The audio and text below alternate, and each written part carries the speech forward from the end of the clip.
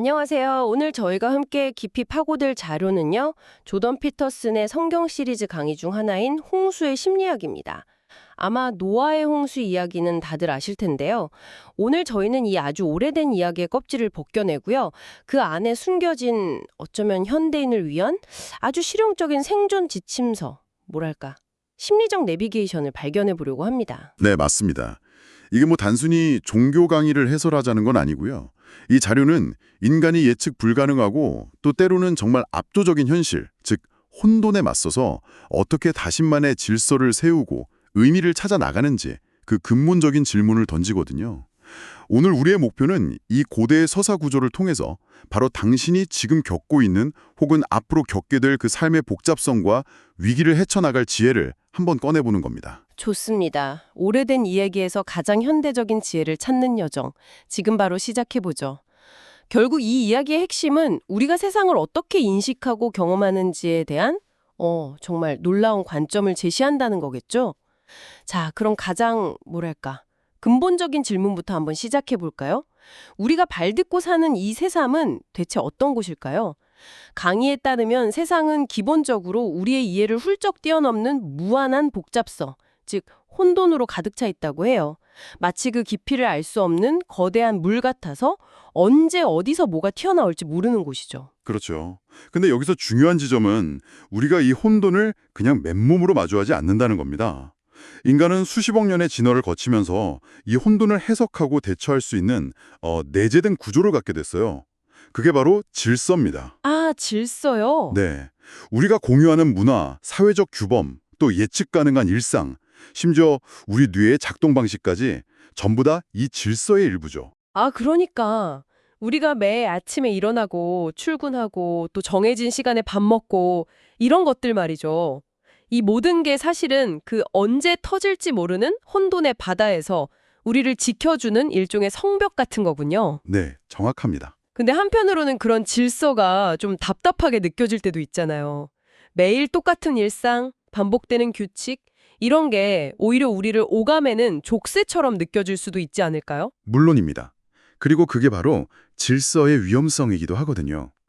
질서가 너무 딱딱해지면 그건 폭정이 될 수 있고요.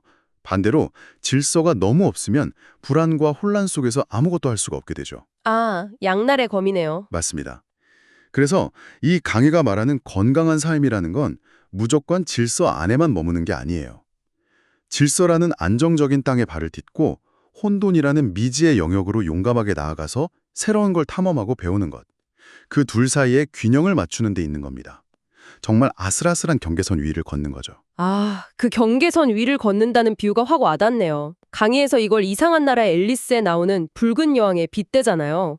제자리에 머물기 위해선 끊임없이 달려야 한다. 질서를 유지하는 것? 그러니까 현상 유지만 하는데도 사실은 엄청난 에너지가 들어간다는 뜻이겠죠. 그냥 가만히 있으면 뒤처지는 게 아니라 혼돈 속으로 빨려 들어가는 거군요. 정확합니다. 그래서 신화 속에서 혼돈은 종종 깊은 물 속에 사는 용으로 묘사되곤 하죠. 위협적이지만 그 안에는 보물과 무한한 가능성이 숨겨져 있고요. 반면 질서는 예측 가능한 세계, 안전함, 그리고 우리를 제정신으로 유지시켜주는 구조입니다. 우리는 이 두 가지 거대한 힘 사이에서 뭐랄까 외줄타기를 하면서 살아가는 존재인 셈입니다. 그 외줄타기 같은 삶에서 넘어지지 않으려면 내가 어디로 가야 하는지 알려주는 내비게이션 같은 게 꼭 필요하겠네요. 강의에서는 그걸 뭐라고 설명하나요? 바로 당신만의 이야기, 즉 삶의 지도라고 말합니다. 맵이죠. 이 지도가 있어야만 혼란의 세상이 의미 있는 공간으로 변환된다는 거예요. 그리고 이 지도에는 반드시 세 가지 핵심 요소가 포함되어야 한다고 강조합니다. 세 가지 요소요? 궁금한데요. 네, 첫 번째는 이거예요. 당신은 지금 어디에 있는가? 이게 단순히 현재 주소나 직업을 말하는 게 아니고요. 당신의 과거 경험들을 명확하게 정리하고 그로 인해 형성된 현재 자신의 장점과 단점을 냉정하게 파악하는 게 출발점이라는 거죠. 과거를 정리하는 거요? 네, 강의에서 되게 흥미로운 기준을 제시하는데요. 만약 18개월 이상 지난 과거의 사건이 계속해서 당신을 감정적으로 괴롭힌다면 그건 당신이 아직 그 경험에서 배워야 할 교훈을 완전히 추출하지 못했다는 강력한 신호라고 합니다. 과거에 발목이 잡혀 있는 거죠. 와, 그거 진짜 아픈 지적이네요. 과거의 상처를 그냥 묻어두는 게 아니라 거기서 배울 걸 다 배우고 나서야 비로소 현재 제대로 설 수 있다는 거군요. 그럼 두 번째 요소는 뭔가요? 둘째는 당신은 어디로 가고 있는가입니다. 즉, 당신의 목표, 당신의 삶을 의미 있게 만들어줄 저 높은 곳에 별을 정하는 겁니다. 목표 설정이군요. 네, 근데 여기서 정말 중요한 통찰이 나옵니다. 사람들은 흔히 목표를 달성했을 때 행복할 거라고 생각하잖아요. 근데 사실 인간의 뇌는 목표를 향해 나아가고 있음을 인지할 때 긍정적인 감정을 느끼도록 설계되어 있다는 겁니다. 아, 맞아요. 저도 그 부분 읽으면서 진짜 무릎을 탁 쳤잖아요. 목표 달성 후의 성취감보다 그 과정의 즐거움이 더 중요하다 이 말이군요. 맞습니다. 우리의 뇌, 특히 도파민 시스템은 보상을 얻었을 때가 아니라 얻을 수 있다고 기대하면서 나아갈 때 가장 활성화되도록 진화했어요. 수렵 채직 시절을 한번 생각해 보세요. 며칠 동안 사냥감을 끈질기게 쫓는 그 과정의 동기부여가 마침내 사냥감을 잡아먹는 순간의 만족감보다 종족 생존에 훨씬 더 중요했으니까요. 아, 그렇군요. 네. 즉, 우리의 행복 회로는 목적지가 아니라 여정 그 자체에 맞춰져 있는 셈이죠. 이걸 이해하면 왜 큰 목표를 이룬 뒤에 종종 공허함이 찾아오는지도 설명이 됩니다. 결국 우리에게 필요한 건 계속해서 나아갈 방향을 제시해줄 그런 가치 있는 목표라는 거네요. 바로 그겁니다. 그리고 목표가 더 높고 의미 있을수록 삶에 피할 수 없는 고통을 견뎌낼 힘을 더 많이 얻게 되죠. 강의에서는 삶의 기본값은 고통이라고 단언하거든요. 그렇다면 그 고통을 기꺼이 감수할 만큼, 정당화할 만큼 가치 있는 목표를 세워야 한다는 논리죠. 그리고 마지막 세 번째 요소는 어떻게 그곳에 도달할 것인가, 즉 당신의 구체적인 행동 전략입니다. 이 세 가지, 그러니까 출발점, 목적지, 그리고 경로가 담긴 지도가 있으면 세상이 다르게 보이기 시작하겠군요. 네, 세상은 더 이상 이해할 수 없는 혼돈 덩어리가 아니라 내 목표 달성을 도와주는 도구, 그리고 방해하는 장애물, 그 외 무관한 것들로 명확하게 재편성됩니다. 이 지도가 당신의 인식을 구조화하는 일종의 필터가 되는 셈이죠. 필터요. 네. 하지만 바로 그 무관한 것들의 영역에 위험이 도사리고 있습니다. 당신이 목표에 집중하는 동안 애써 무시하고 있는 모든 것들, 바로 그곳에서 혼돈이 조용히 자라나기 시작합니다. 야, 듣고 보니까 좀 섬뜩한데요. 내가 무시했던 것들이 결국 내 뒤통수를 친다는 거군요. 살다 보면 정말 그럴 때가 있잖아요. 갑작스러운 배신, 실직, 질병처럼 내가 단단하다고 믿었던 삶의 기반이 한순간에 무너져 내리는 경험이요. 이게 바로 강의에서 말하는 홍수가 닥치는 순간이군요. 맞습니다. 우리가 무시했던 혼돈이 마침내 우리의 질서라는 성벽을 뚫고 들어오는 순간이죠. 이 자료는 이 홍수가 오는 이유를 크게 두 가지로 설명합니다. 첫째는 엔트로피입니다. 엔트로피요? 고등학교 과학 시간에 배운 모든 것은 무질서한 방향으로 흘러간다는 그 법칙 말씀이시죠? 네, 맞습니다. 이게 심리학적으로도 적용된다는 게 되게 흥미롭네요. 그렇죠. 우주의 물리법칙이 우리 삶의 영역, 예를 들어 인간관계나 조직에도 그대로 적용되는 거죠. 가만히 내버려둔 관계는 서서히 멀어지고요. 적극적으로 유지보수하지 않는 건강은 나빠지고 끊임없이 혁신하지 않는 회사는 도태됩니다. 질서를 유지하려면 이 엔트로피라는 거대한 흐름에 맞서서 끊임없이 의식적인 에너지를 투입해야 한다는 어찌 보면 비관적이지만 지극히 현실적인 통찰입니다. 그냥 가만히 있는 것만으로는 부족하고 적극적으로 노력해야 겨우 현상 유지가 된다는 거네요. 그럼 홍수가 오는 두 번째 이유는 뭔가요? 두 번째 이유가 어쩌면 더 아프게 다가올 수 있습니다. 바로 인간의 죄 때문이라고 말합니다. 잠깐만요. 죄요? 그 단어가 갑자기 나오니까 좀 강하게 들리는데요? 이게 어떤 종교적인 의미의 죄를 말하는 건가요? 아니면 다른 뜻이 있는 건가요? 아, 네. 아주 좋은 질문이세요. 여기서 말하는 죄는 어떤 종교적 계율을 어기는 행위 자체를 뜻하는 게 아닙니다. 오히려 심리적인 의미에 가깝죠. 바로 알면서도 행하지 않는 것, 불편한 진실을 알면서도 외면하는 것을 의미해요. 네.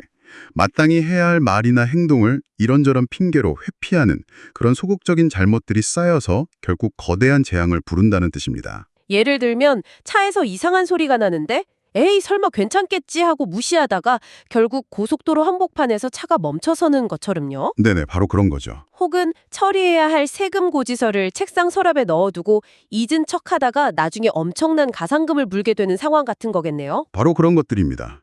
작고 사소해 보이지만 당신의 양심이 이거 문제야, 해결해야 해라고 보내는 신호를 무시하는 모든 행위가 바로 심리적인 의미의 죄가 되는 거죠. 결국 삶의 위기는 어느 날 갑자기 벼락처럼 찾아오는 것처럼 보이지만 사실 그 피해의 규모는 우리가 평소에 삶의 작은 균열들에 얼마나 성실히 주의를 기울이고 대처했는지에 따라 결정된다는 통찰을 줍니다. 그렇다면 이 피할 수 없는 홍수에 우리는 어떻게 대비해야 할까요? 뭐 속수무책으로 당하고만 있을 수는 없잖아요. 강의는 명확한 해법을 제시합니다. 노아처럼 방주를 지으라고요. 성경 이야기에 따르면 노아는 당대의 다른 모든 사람들이 타락하고 진실을 외면할 때 홀로 다가올 재앙을 감지하고 묵묵히 대비한 사람이었죠. 그를 묘사하는 구절 중에 신과 동행했다는 말이 나오는데요. 이걸 심리적으로 해석하면 그가 자신의 삶을 똑바로 살았고 진실을 외면하지 않았으며 그 결과 현실을 명확하게 볼 수 있는 안테나를 갖게 되었다. 이렇게 볼 수 있습니다. 방주를 짓는다는 게 오늘날 우리 삶에서는 구체적으로 어떤 행동을 의미할까요? 비유적인 표현이라 멋있긴 한데 좀 더 현실적인 예시가 필요할 것 같아요. 좋은 지적입니다. 우리 삶에서 방주를 짓는다는 건요. 거대한 재앙에 닥치기 전에 일상 속에서 마주하는 작은 문제나 불편한 진슈들을 외면하지 않고 자발적으로 마주하는 태도 그 자체를 의미합니다. 아, 태도 그 자체요? 네. 예를 들어 볼까요? 직장인의 방주는 무엇일까요? 현재 내 직업이 10년 뒤에도 유효할지 냉정하게 판단하고 당장 편안하더라도 시간을 쪼개 새로운 기술을 배우거나 자신만의 역량을 키워나가는 것이겠죠. 갑작스러운 구조조정이라는 홍수가 닥쳤을 때 최소한 헤엄쳐 나갈 작은 튜브라도 갖게 되는 겁니다. 관계에서의 방주도 있을 것 같네요. 물론이죠. 연인이나 부부 사이에 불편한 문제가 생겼을 때 당장의 다툼이 두려워서 회피하는 대신 용기를 내어 솔직하게 대화하는 것. 그 순간은 고통스럽겠지만 그렇게 하지 않으면 작은 불만들이 쌓여서 결국 관계 전체를 침몰시키는 거대한 원망의 홍수가 될 수 있거든요. 그런 의미에서 건강한 갈등은 관계라는 방주를 더 튼튼하게 만드는 못질과도 같습니다. 듣고 보니 재정적인 방주, 건강의 방주도 있겠군요. 예측 불가능한 사고나 질병에 대비해서 비상금을 마련하고 귀찮더라도 정기적으로 건강검진을 받는 것들이요. 결국 미래의 더 큰 고통을 피하기 위해 현재의 작은 고통을 감수하는 용기. 이게 바로 방주를 짓는 행위의 본질이군요. 정확히 보셨습니다. 강의자가 치매를 앓던 장모님을 극진히 돌보셨던 장인어른의 이야기를 들려주는데요. 그 상황 자체는 누구에게나 닥칠 수 있는 끔찍한 비극이었죠. 하지만 장인어른과 가족들은 그 비극을 회피하거나 원망하지 않고 정면으로 마주하면서 모두가 힘을 합쳐 최선을 다했습니다. 그 결과 그 경험이 감당 못할 지옥이 되지는 않았다고 해상해요. 아, 물론 끔찍하게 고통스러웠지만 오히려 그 과정을 통해 가족이 서로의 소중함을 깨닫고 더 단단해지는 계기가 되었다고요. 정말 강력한 이야기네요. 인생의 비극적체는 피할 수 없지만 우리가 어떻게 준비하고 대응하느냐에 따라서 그것이 너를 완전히 파괴하는 지옥이 될지 아니면 고통스럽지만 나를 더 강하게 만드는 성장의 계기가 될지가 결정된다는 말씀이시군요. 네, 그것이 핵심입니다. 당신이 위기 속에서 당신 자신은 물론 당신이 사랑하는 가족들이 기댈 수 있는 단단한 사람이 되는 것. 당신이라는 존재 자체가 폭풍우 속에서 흔들리지 않는 구조물이 되는 것. 그것이 바로 당신이 지어야 할 궁극적인 방주입니다. 오늘은 고대 홍수 이야기를 통해 우리 삶의 혼돈과 질서 그리고 피할 수 없는 위기에 대처하는 법에 대해 정말 깊이 탐색해 봤습니다. 결국 핵심은 언젠가 닥쳐올 인생의 홍수에 대비해서 매일의 삶 속에서 진실에 외면하지 않고 성실하게 나만의 방주를 한 조각씩 만들어가야 한다는 것이었네요. 그렇죠. 이 강의는 아주 인상적인 문장으로 끝을 맺습니다. 당신 세상의 종말은 언제나 가까이에 있다고요. 세상의 종말이요? 네, 이게 거창하게 들릴 수 있지만 사실 우리의 작은 세상은 늘 크고 작은 방식으로 무너지고 재건되기를 반복합니다. 애쓰던 프로젝트가 끝나고 소중했던 관계가 변하고 삶의 한 단계가 마무리되는 모든 순간이 사실은 하나의 작은 종말이자 동시에 새로운 시작인 셈이죠. 자, 그렇다면 이 이야기를 들은 당신이 오늘 당신의 방주를 짓기 위해 할 수 있는 첫 번째 행동은 무엇일까요? 어쩌면 그건 거창한 계획이 아닐지도 모릅니다. 혹시 그동안 애써 외면해왔던 당신 삶의 작은 균열, 모르는 척했던 그 불편한 진실이 있다면 오늘 용기를 내어 그곳을 똑바로 들여다보는 것, 그것이 당신의 방주를 위한 첫 번째 망치질이 되지 않을까요?